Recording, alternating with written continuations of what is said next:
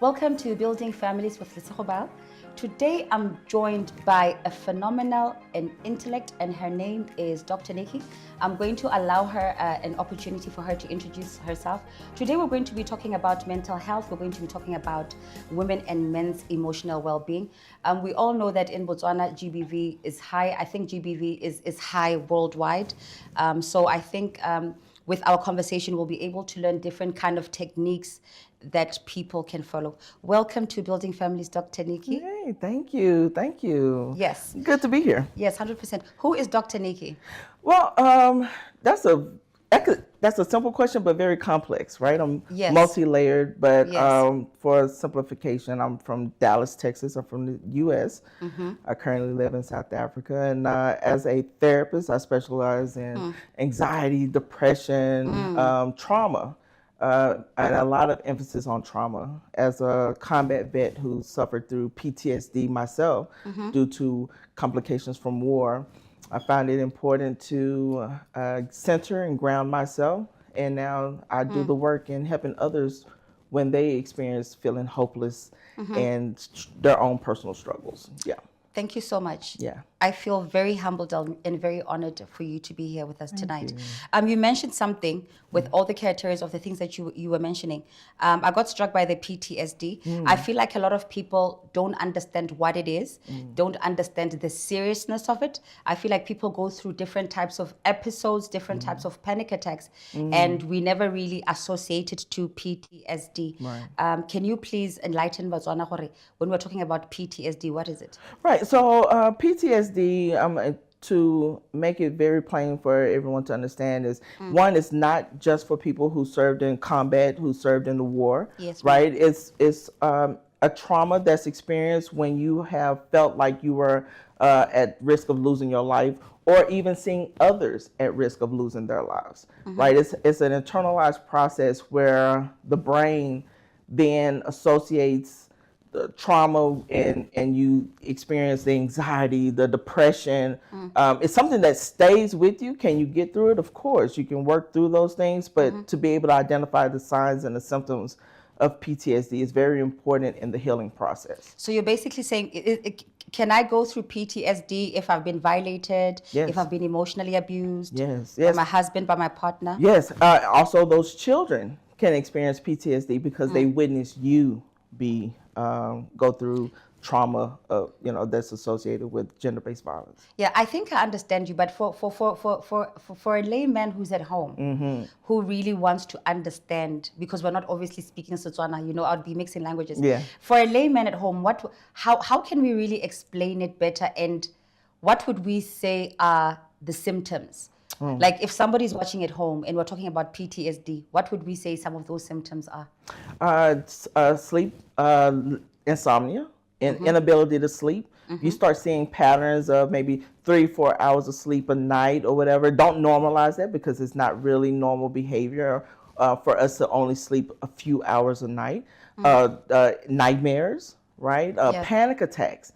Sometimes when you feel like you're about to have a heart attack, you don't know why your heart is racing. We have to understand what panic attacks are and how our bodies process stress and trauma, right? Deep sadness and even anger. Anger are those signs as well. Depression? Yeah. Does it fall under that? Yeah, most definitely. This is the thing about depression. Depression and anxiety tend to go hand in hand, right? You rarely ever just experience anxiety without depression. Without being depression. Right. Or you have to get depressed and then your anxiety then starts building up. Or vice versa. You can experience increased anxiety, and then here comes the heavy feeling of, now the self-doubt, or you're experiencing things where you don't feel well about yourself. You look at yourself in a way where you're feeling guilty for having anxiety. So they feed, those two disorders really feed into each other. So I would say they have the same characters, right? They definitely can have the same characteristics. Yeah. Right. You're a therapist, and I'm actually trying to psychoanalyze myself, and I like doing that when I'm in interviews, because I like relating with other people. I suffer from insomnia. So can a person just have insomnia, which is lack of sleeping, or does insomnia have to do with PTSD?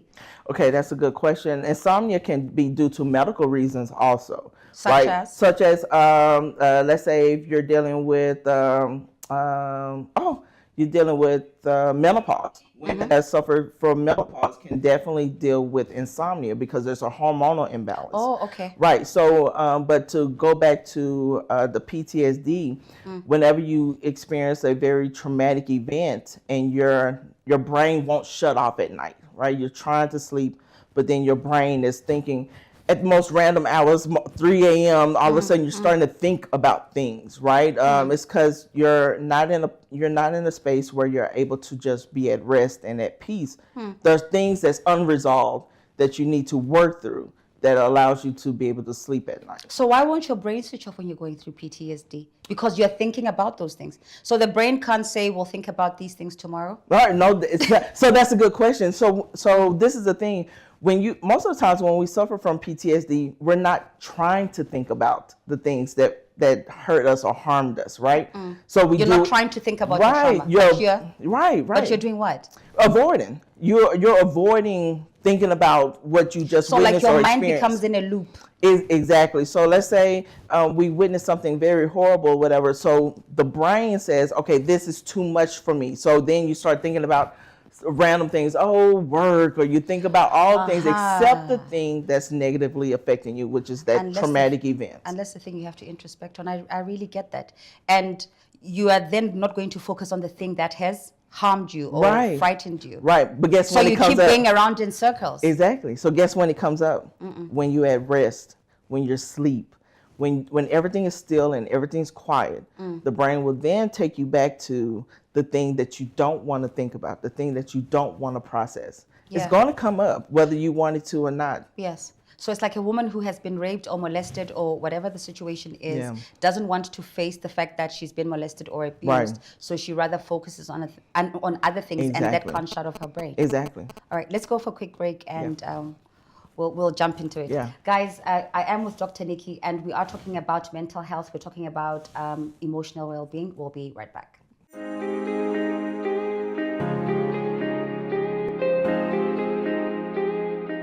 Welcome back from our break, and I am with Dr. Nikki. We're talking about mental health. We're talking about one's emotional well-being. Dr. Nikki, these two topics that I've put today are very, very important.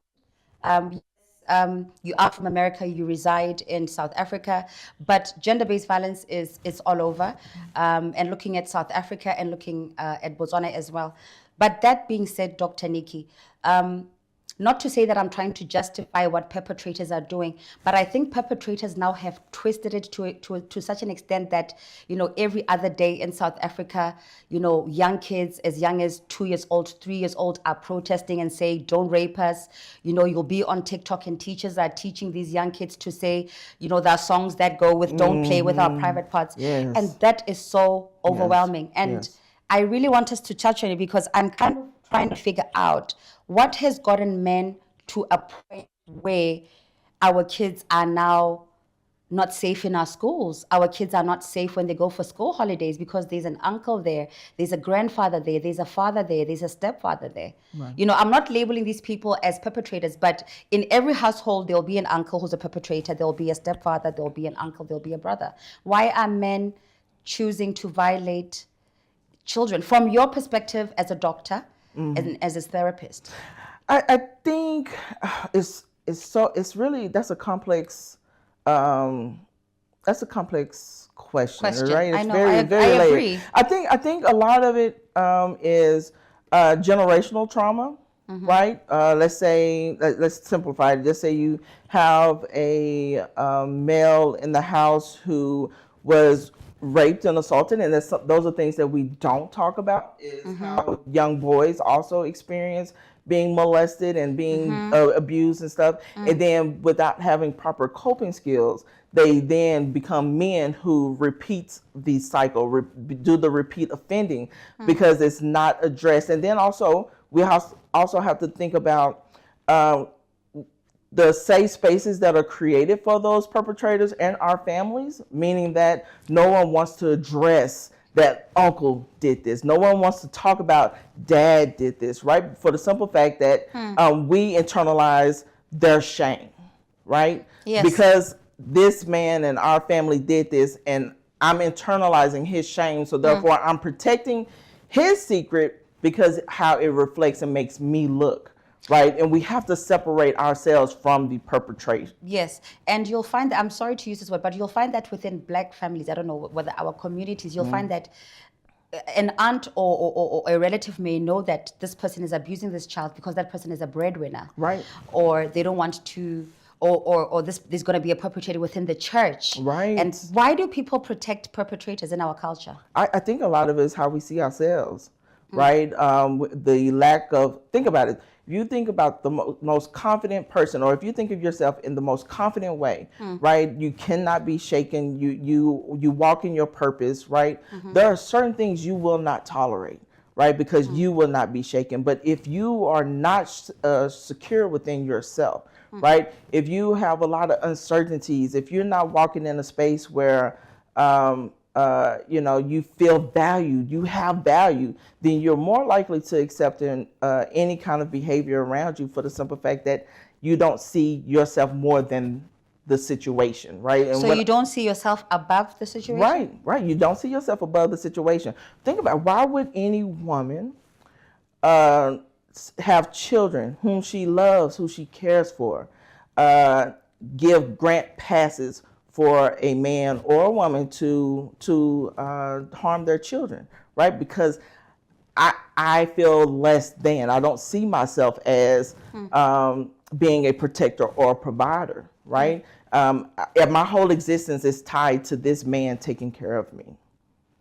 So would we say that that individual is ignorant, or what? I think there is a level of ignorance, but not in a demeaning way. Like, we understand that ignorance is just a lack of not knowing, right?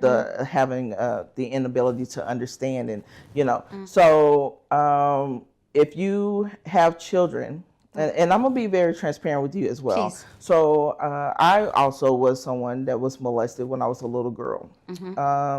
And as a child, I internalized that situation as, I have to look after my family. I have to make sure my mom and dad don't know about these things, because I don't want anything to happen to them, right? So children... By this perpetrator? Right, by the perpetrator. Who is a stepfather and uncle? In your regard? A grandfather. A grandfather. Right. So because of the fact that I don't want anything harm to go their way, then I keep and I hold these things to myself. I don't tell, because I'm fast forwarding thinking about all the negative things that can happen to my family, right? How can it can shake up everything. Yeah, I totally understand. But in most cases, was your perpetrator threatening you, which is your grandfather, or was it just an assumption? It was from that perspective of you trying to protect them? Or did he ever say at any point, if you don't mind me asking, how old were you when this happened? About 4 or 5. I was very, very young. You were very, very young. Very young. So at any point, did he ever threaten you to say, if you say something, I'll harm you. If you say something, I will... I think when you're a child that young, you really don't even need someone to say that. If you say this, I'm going to do this. Because you're already a child. Because you're a child, and so everyone are monsters. Everyone is so much bigger than you, right? So just that physical presence of having someone tower over you like that, and you're so small, you already internalize that this person is dangerous. As a GBV survivor myself, and I always say this to my audience and other people, I'm a GBV activist, and I say that proudly. As you were growing, what do you think made you not say anything? Besides the fact that you were small, I mean, you did get to a certain age. Did you ever speak out about it? Yeah, I did. I waited until I was about 18 years old. That's a long time. Yeah, okay. Very long time. And it happened your whole life? Well, no, it was just it was actually one moment. Okay. But it left a lot of scars. Scars from that one moment. And I think he would have not had access had he not been protected by other people in the family. 100%. Right. If someone would have said, and I know this for a fact, if my mother knew that this man had the capacity to do what he did, she would not have been okay with her children being around her, because my mother was a very protective woman. And she didn't allow us to be around people anyway.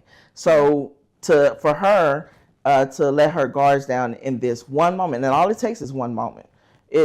When I told her, that one moment will destroy people's lives. It will. It will. Yeah, let's go for a quick break and Yeah. then we'll wrap up our interview. Cool. Guys, thank you for watching Building Families with 𝐿𝐶𝐻𝐻𝐵. We're going for a quick break and we'll be right back.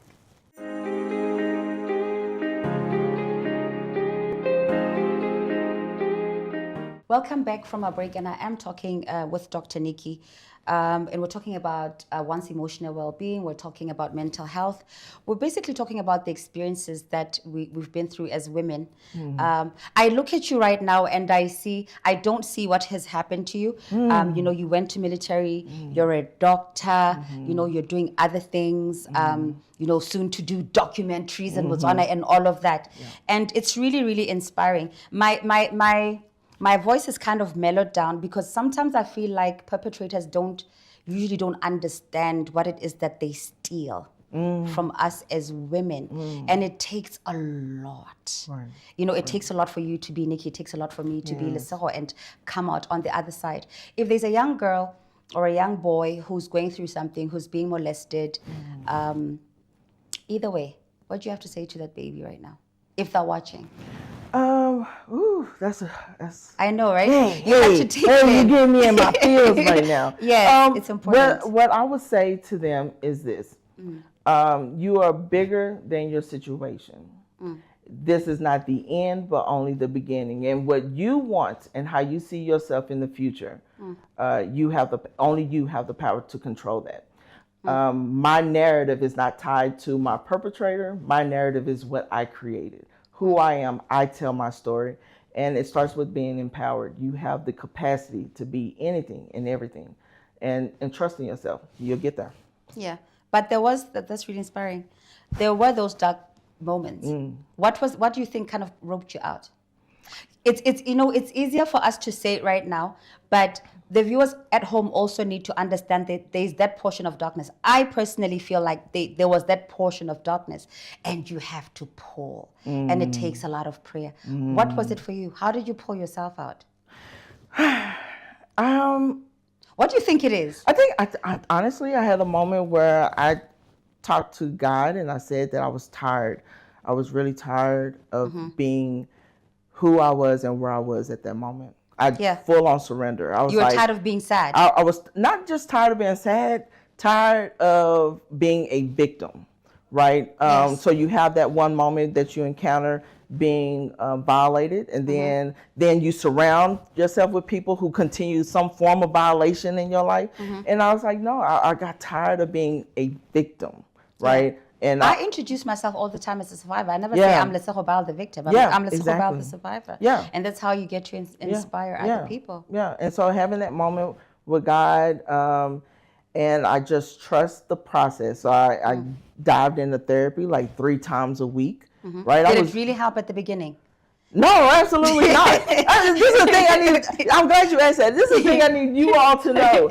Therapy sucks. It is horrible in the beginning. It really does. It's in the beginning. Think about it. Like you have a wound, and then you put a Band-Aid on it. You know, you don't think about it, but the moment you peel the Band-Aid off, the moment you get into that room with that therapist or social worker, it's taking off that Band-Aid. Oh my God. Yeah, and this person is poking. Yes. Like, what's your pain level now? Okay, that's what it feels like in therapy in the beginning. Yeah. Right. Yeah. So, but you'll get through that. You'll get through it for the simple fact that in order to heal, you have to rebuild. Yeah. Right. I think if somebody just tuned in right now and were listening to the both of us laughing about therapy, they'd think we're a little bit crazy. But it does really happen that way. And once you start getting the hang of it, once you start pouring out your heart, and this person helping you navigate around your feelings, it becomes a lot better. Right.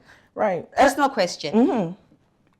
Is it something that you left there, or is it something that can pop up? Are there certain things that can trigger you thinking about your experience? Yeah, most definitely. It could be a smell. There are certain smells, and even from my experience in war, like sometimes smelling petrol can trigger those memories of bombs and all those kind of things. Like so the slightest smell, taste, our trauma is stored in our senses, right? It's not just our memory, but what we see, what we hear, you know. So being, even though you can be fully aware of your triggers, you can always discover something that, wow, that just triggered this memory. That you did, you had no intention was going to trigger you. Exactly. Yeah. But so how do it gets easier.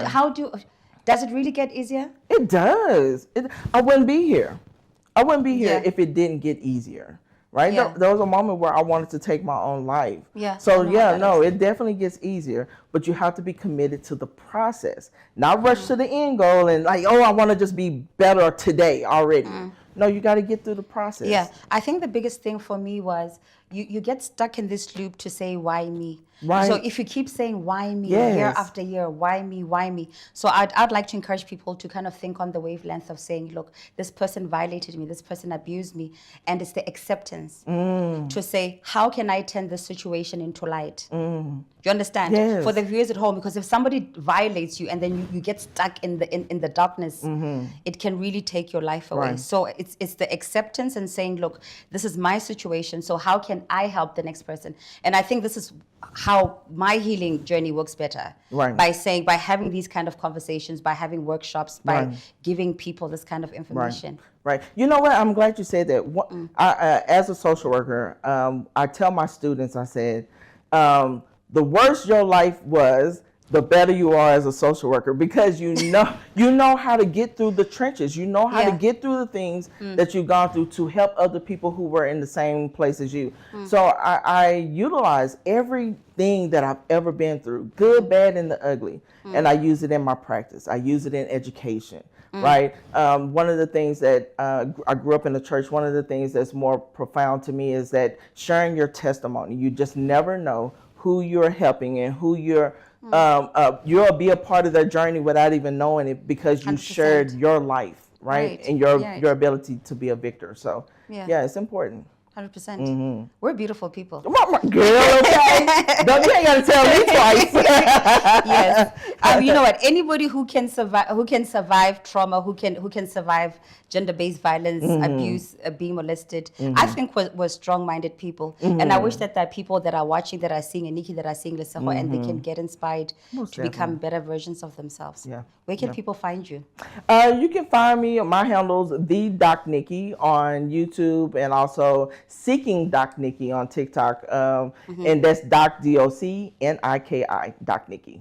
Thank you so much. Right. It's a pleasure. Thank you for coming on to Building Family. We did this. Thank you so much. All right, thank you. Guys, thank you for joining myself and Dr. Nikki. And there's always light at the end of the tunnel.